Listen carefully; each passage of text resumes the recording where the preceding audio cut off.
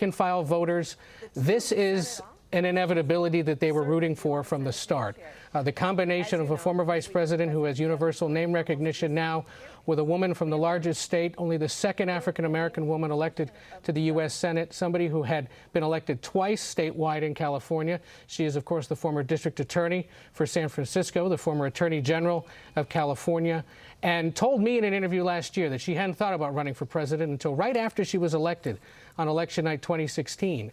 And decided, after talking to some people in the wake of the victory of the president, that perhaps it was something she should take a look at. And of course, many people will think to themselves, why would Joe Biden want to pick somebody who went after him in such a direct, personal way in that first debate last summer in Miami? But in reality, we will probably learn in the coming hours that Biden ultimately decided she is best equipped to join him in this endeavor. And remember the incredible pressure he's been facing since he announced in March that he would be picking a woman, to not only pick a woman, but to pick a woman of color. Six black women were considered, among them the former National Security Advisor Susan Rice, two members of the House, and Stacey Abrams, the former Georgia lawmaker. There was a Latina governor. There was an openly lesbian senator, Tammy Baldwin from Wisconsin, and Tammy Duckworth, the Iraq War veteran. But ultimately, Harris, arguably at this point the best known of this group, though didn't go as far as Elizabeth Warren, who was also considered, is now the pick. Hearing from a few folks inside the campaign and those that have worked for her before, that they're very excited by this. And we know that just in the last few hours, a heads up was given, if you will, to a lot, not only in the campaign, but around the Democratic Party, that the announcement was likely coming today because the Biden campaign understood they could no longer hold on to this much longer without it leaking out. Harris, as far as we know, is still here in Washington, lives just a few blocks from here. We'll see if she somehow snuck out. That's happened in the past, or if she's planning to make her way up to Delaware, perhaps to meet with the former vice president. And Ed, Senator Harris is a historic pick for many reasons. The daughter of a Jamaican immigrant and an immigrant from India. She is Asian American. She is African American. She was looked at as a contender. She was a rival even before the moment of reckoning that we have now entered as a country when we talk about racial injustice. How much of a factor was that in her selection, and what will that mean in terms of mobilization for the vote itself? Well, there was a lot of concern that were a African-American woman not chosen, there was the potential that African-American voters, Latino voters, and younger voters perhaps that want to see such stark diversity and important diversity on the ticket would stay home. Remember, that was a real issue for Hillary Clinton 4 years ago, especially in big Midwestern states like Michigan and Wisconsin, to some extent in Pennsylvania. And so there's been an understanding ever since election night 2016 that a lot more had to be done to motivate and draw out minority voters, younger voters who want to see this kind of a bold move. And it is a bold move. She's been described by many as a safe pick compared to some of the others. But let's not lose sight of the history. We've never had a woman vice president. We've never had a black woman run on a major party ticket before. And the added history of the fact that, yes, she would also be the first South Asian vice president, given that her mother is from India. So Biden understood that, resisted the calls and the questions about it all throughout the summer, would bristle at them, frankly, when asked, are you going to commit to picking a black woman? And he made clear, look, I'm considering a wide number of people. Regardless, my cabinet will look like the country, will be diverse. And he has also vowed to put a black woman on the Supreme Court should he be elected president and there be a vacancy there.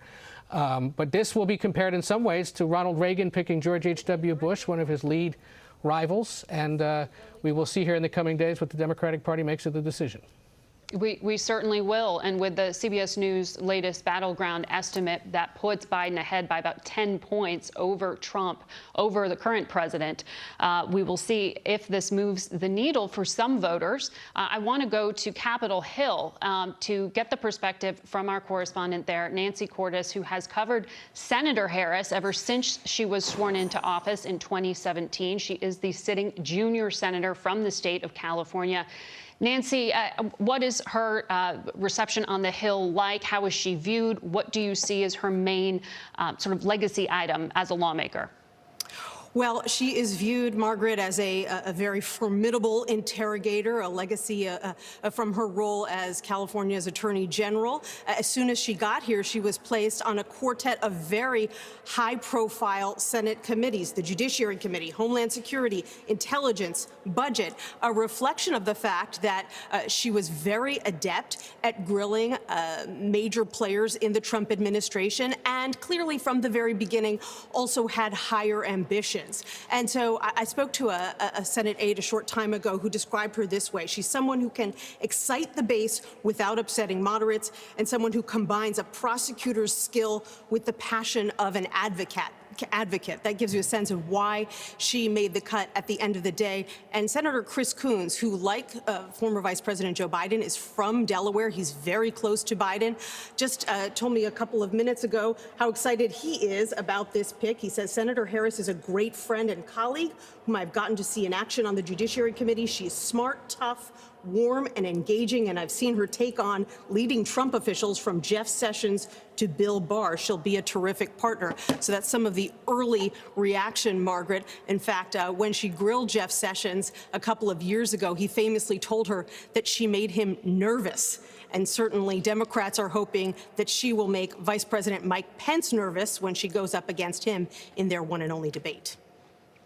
Nancy Cordes on Capitol Hill, and we know that Joe Biden himself is expected to hold an event tomorrow in Wilmington, Delaware. He is at his home in Delaware today, and we expect that event tomorrow to be the first one where they appear side by side.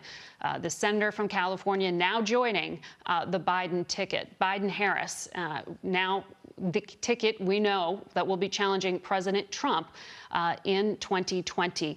For some perspective, I want to bring into the conversation Valerie Jarrett. You all remember her as a senior advisor to President Barack Obama, and she joins us today. I want to get your thoughts here on Senator Harris, what she brings, and how historic the decision to choose her is. Well, it is a historic day, that's for sure. I congratulate Senator Harris. She was up against really stiff competition. Never before in our history have we had so many extraordinarily well-qualified people under consideration. She is bright. She has a great track record. Vice President Biden knows her well. Nothing like running against somebody to give you a clear idea of what they're going to be like on your team. So it's a great day. And we know Senator Harris was also close at one point, friends with Beau Biden, Joe Biden's son. She has talked about that. So while she was a rival, she also has a history with the Biden family. Does that do anything in terms of building them as a team? Sure. I think there's a level of trust and comfort. I think everybody else took that little skirmish in the debate much more seriously than Vice President Biden did. She's a known quantity to him and to our country, and she will be not only a formidable candidate, but an outstanding partner in the White House. So it's a great day for both Vice President Biden and Senator Harris, but I think it's also a great day for our country. It's historic, it's important, it shows the inclusion of the Democratic Party. So game on. Valerie Jarrett, thank you for your perspective. I also want to put this in the context of the broader race right now with someone who has direct experience on the campaign trail. That is, of course, Robbie Mook, who managed Hillary Clinton's 2016 campaign. He's a CBS News contributor. Robbie, were you surprised by this? I mean, we already have people as prominent as former National Security Advisor Susan Rice congratulating Senator Harris. Is this someone that the party will feel good and put its arms around from both the very progressive side and the more centrist Biden-defined part of the party? Absolutely. I mean, I think this was a terrific choice. It is historic. It is exciting. But honestly, I think this was the strongest possible choice that the vice president could have made. You know, this is someone who's vetted. This is someone who's tested. I think, as Valerie mentioned, this is someone who went up, toe to toe with him in the primary. He was big enough to choose a former rival. And this is someone who's unquestionably ready to be commander in chief. She has the diverse experience set to do that job really, really well.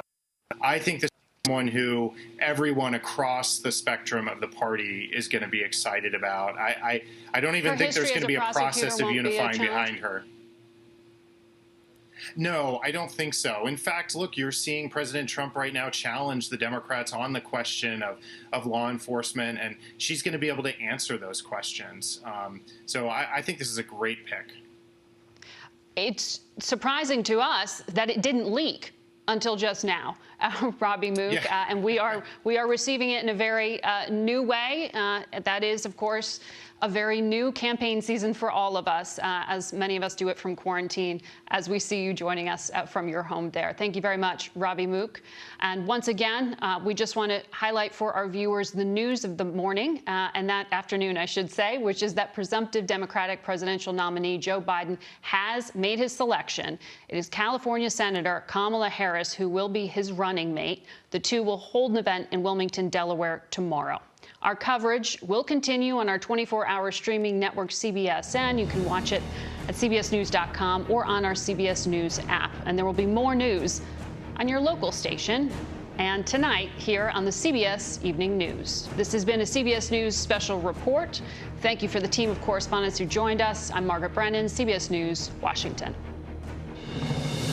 For news 24 hours a day, go to cbsnews.com. That was normal for me. It's what I thought was right. I look back now and realize that was abuse. My #1 memory as a child is being spanked. My dad firmly believed that spanking hard and spanking heavily was the only